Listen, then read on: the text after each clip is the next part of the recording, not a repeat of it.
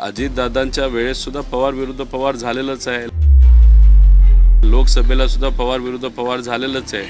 त्यामुळे उद्या जाऊन पवार विरुद्ध पवार होण्याची शक्यता ही आपल्याला नाकारता येणार नाही. किती मनामध्ये इच्छा नसेल, पक्ष वेगळे राहतीलच, कारण का आम्ही विरोधात आहोत. आणि उद्या जाऊन मग तिथं जय उभा राहिला, इथून युगेंद्र तिथं असू शकतं. असताना विलिनीकरण होणार होतं, दादा असताना विलीकरण झालं असतं. मी तुम्हाला आता आत्मविश्वासाने सांगतो, 2029चे या राज्याचे मुख्यमंत्री हे दादा 100% त्या ठिकाणी झाले असते. ज्या गोष्टी आहेत ते कुठं ना कुठेतरी आम्ही सर्वजण मिस करतोय. आणि परिवार तर आहेच, पण बारामतीकर सुद्धा दादांची काम करण्याची स्टाईल, लगेचच्या लगेच निर्णय घेण्याची क्षमता, फोन केला तर काम होणारच, आणि होणार असेल तर हो आणि नसेल होणार तर नाही. ह्या सगळ्या आठवणी ह्या शेवटी आपल्याला येत असतात. आणि आता फक्त हातामध्ये एवढंच आहे की ज्या कुठल्या चांगल्या आठवणी असतील त्या मनामध्ये ठेवायचं, आणि ज्या पद्धतीने ते काम करत होते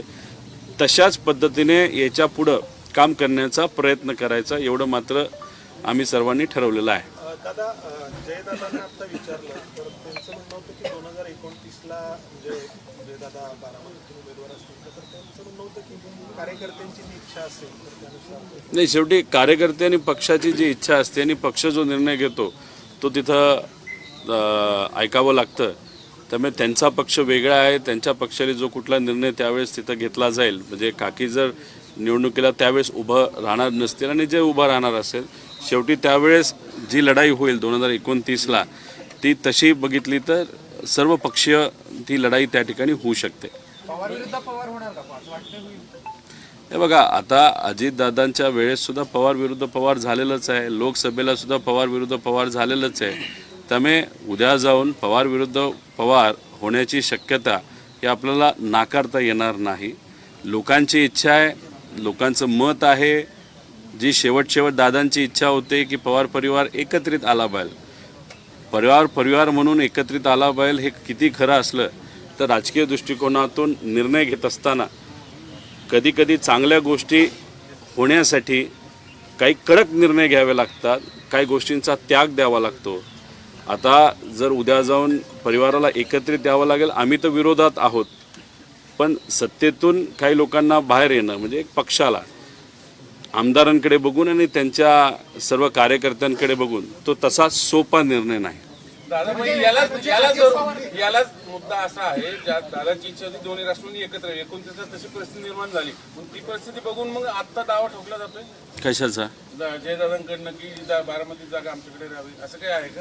नाही, आता त्यांचं किती मनामध्ये इच्छा नसेल, पक्ष वेगळे राहतीलच, कारण का आम्ही विरोधात आहोत. आणि उद्या जाऊन मग तिथं जय उभा राहिला, इथून युगेंद्र तिथं असू शकतं. त्यामुळे ह्या अनुषंगाने पवार विरुद्ध पवार हे बारामतीमध्ये किती लोकांची इच्छा नसली तरी होऊ शकतं. आणि शेवटी झालं असं आहे की पवार विरुद्ध पवार व्हावं ही लोकांची इच्छा नाही, पण जे पवारांकडे बघत असताना चांगल्या दृष्टिकोनातून बघत नाही. पवार परिवाराचं लेगेसी, त्यांनी केलेलं जे काही काम आहे, पवार साहेब दादांनी जे काही वलय उभं केलेलं लोकांना सेवा करून, हे संपवावं असं अनेक राज्यकर्त्यांची तिथं इच्छा आहे. त्यामुळे त्यांना नक्कीच वाटेल पवार विरुद्ध पवार झालं पाहिजे, पण लोकांना हे वाटत नाही. ह्या दोन गोष्टीमधला हा फरक आहे.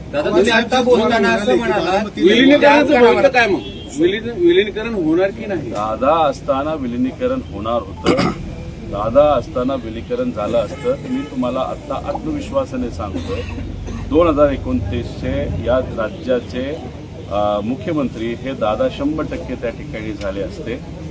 आणि मग आता दादा आज नसल्यामुळे दादांची इच्छा ती होती, आणि दादाच आज नसतील, दादा खऱ्या अर्थाने पुढाकार घेणारी व्यक्ती त्या परिवारातून होती, नाही तर पक्षातून होती. दादाच नसतील तर आज विलिनीकरणाचा प्रश्न हा उद्भवत नाही आणि निर्माण सुद्धा होत नाही.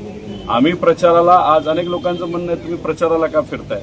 अरे, आमची काहीतरी जबाबदारी दादांच्या प्रती. आज दादा नाहीत आपल्यात, त्यांचा ॲक्सिडेंट कसा झाला, काय झालं हे तर आम्ही शोधतो. जे पण दादा नसताना दादांकडे बघून पोट निवडणुकीमध्ये लोकांनी निर्णय घेतला असला, भावनिक दृष्टिकोनातून तिथं प्रचाराला येणं हे आम्हाला योग्य वाटलं. त्यामुळे व्यक्तीच्या प्रचाराला आम्ही त्या ठिकाणी आलेलो आहे. त्याचा अर्थ विलिनीकरण हे काही चर्चेत आहे नाही तर होणार असा त्याचा अर्थ निघत नाही. हे पूर्णपणे आमच्या सगळ्यांचा भावनिक निर्णय होता. पवार साहेबांनी जर तुम्हाला दबाव टाकला किंवा तुम्हाला जर संधी दिली बारामती विधानसभेत तर तुम्ही लढाल का?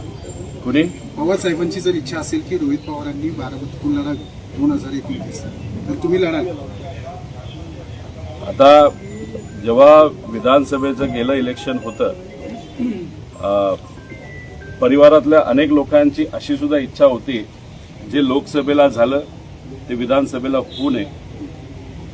पण ठीक आहे, निवडणूक झाली तर पवार विरुद्ध पवार विधानसभेमध्ये त्या ठिकाणी झालेलं आपण सर्वांनी बघितलं. त्यामुळे पुढे जाऊन पवार साहेबांची भूमिका अशीच असू शकते की ठीक आहे, पवार विरुद्ध पवार व्हायला नको पाहिजे, पण शेवटी हा राजकारणाचा भाग आहे. उद्या जाऊन काय होईल हे आज तरी त्या ठिकाणी आपल्याला सांगता येणार नाही. दादा, अजित पवारांची इच्छा होती की विलिनीकरण व्हावं, दोन्ही राष्ट्रवादी एकत्र यावं. मग तुम्ही सत्तेत जाणार होता का अजित पवार बाहेर निघणार होते सत्तेत? तुम्ही दादांची भाषणं जर बघितली, तुम्ही जिल्हा परिषदची भाषणं बघा, नगर परिषदेची भाषणं बघा, पिंपरी चिंचवड आणि पुणे महानगरपालिकेची भाषणं बघा, त्यांनी कोणाच्या विरोधात भाषणं केली? भाजपच्या विरोधात भाषणं केलेली आहेत. भावनिक दृष्टिकोनातून दादांना जे एकत्रित यायचं होतं आणि कुठंतरी दादांची इच्छा होती की जो विचार अनेक वर्ष आपण जपला त्या विचाराला धरून आपल्या पक्षाची ताकद आपण इतकी वाढवायची की उद्या जाऊन आपण या महाराष्ट्राला अजून चांगल्या पद्धतीने सेवा मिळावी. आणि त्यांनी कधी बोलून दाखवलं नाही, पण नक्कीच आम्हाला असं वाटत होतं 29ला एवढी ताकद वाढवायची, या महाराष्ट्राचे मुख्यमंत्री बनायचे. म्हणजे अजित पवार सत्तेतून बाहेर पडणार होते. दादांमध्ये काय चर्चा झाली, म्हणजे आम्ही सत्तेत जाणार होतो का बाहेर येणार होतो, दादा रस्त्यावर येऊन लढणार होते, ही आमच्यातली चर्चा आहे. ती आज इथं बोलून त्याचा काही फायदा नाही. पण फक्त तुम्हाला एक अंदाज देण्यासाठी दादा जाण्याच्या आधीच्या 4 महिन्यामध्ये दादा कोणाच्या विरोधात बोलत होते हे तुम्ही त्या ठिकाणी बघितलं पाहिजे.